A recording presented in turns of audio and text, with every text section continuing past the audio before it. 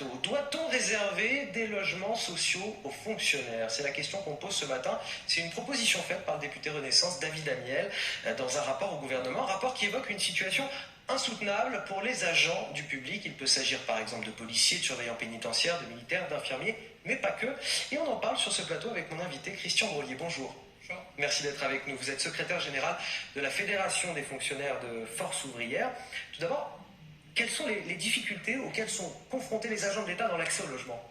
Les difficultés sont à peu près les mêmes que les salariés du secteur privé, c'est-à-dire une baisse drastique du pouvoir d'achat, puisqu'il y a eu pratiquement 15 ans de gel de salaire chez les fonctionnaires. À la limite, dans le secteur privé, il y a eu davantage d'accords et de meilleures revalorisations. Donc c'est d'abord une difficulté de pouvoir d'achat, et puis après, c'est une difficulté, j'allais dire, collective. C'est que le fait d'avoir de plus en plus regroupé les activités dans des grandes métropoles, des grands pôles municipaux, etc., ça veut dire que ceux qui ont des petits salaires n'arrivent plus à se loger en centre-ville et donc doivent partir en périphérie, ce qui implique forcément des trajets de 2 heures par trajet.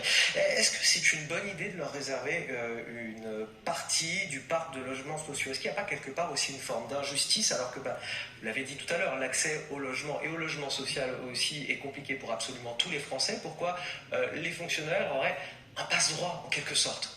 Alors c'est pas vraiment un passe-droit, le problème c'est que c'est l'État employeur qui joue pas son rôle. Parce que dans le privé aujourd'hui, toutes les entreprises cotisent à ce qu'on appelait le 1% logement, 1% patronal, même si en réalité c'est 0,45%, mais les entreprises cotisent pour que leurs salariés bénéficient de logements sociaux ou intermédiaires à travers ce qu'on appelle Action Logement. Et en fait ça fait des années, on dirait qu'il y a une révélation dans ce rapport, que l'État employeur ne cotise à rien.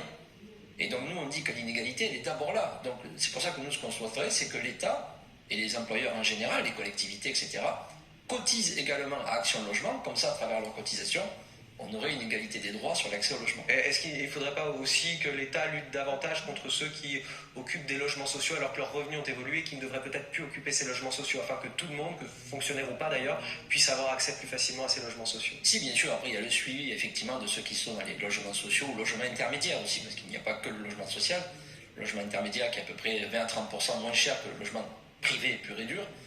Oui, peut-être qu'il faut plus de contrôle, effectivement, mais en tout cas dans ce rapport, pour l'instant, c'est pas une véritable révélation. Oui, on a du mal à se loger, mais on le savait déjà.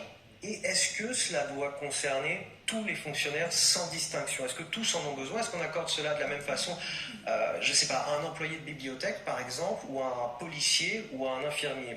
Je dis ça parce qu'un policier ou un infirmier qui fait 2 heures de trajet pour avoir des vacations extrêmement longues, extrêmement fatigantes, c'est pas la même chose qu'un employé de bibliothèque qui fait 2 heures de trajet pour être dans une bibliothèque. C'est un peu la philosophie du rapport, de dire qu'il y aurait des fonctionnaires dits de première ligne, d'autres de deuxième ligne, etc. Nous, ce qu'on privilégie malgré tout, c'est le revenu. Ce sont les critères sociaux, parce que vous avez beau être agent de bibliothèque, si vous gagnez le SMIC, vous aurez du mal à vous loger aussi. Donc, il faut essayer de faire un mix, faire effectivement des besoins liés à des agents qui ont des impératifs horaires très contraints, qui travaillent jour et nuit, style la santé, les policiers, etc. Et d'autres qui ont peut-être des horaires de travail un petit peu plus classiques, mais qui pour autant doivent être pris en compte par rapport à des critères sociaux. Très bien, merci à vous Christian Grolier, secrétaire général de la Fédération des fonctionnaires de force ouvrière, d'avoir accepté notre invitation ce matin sur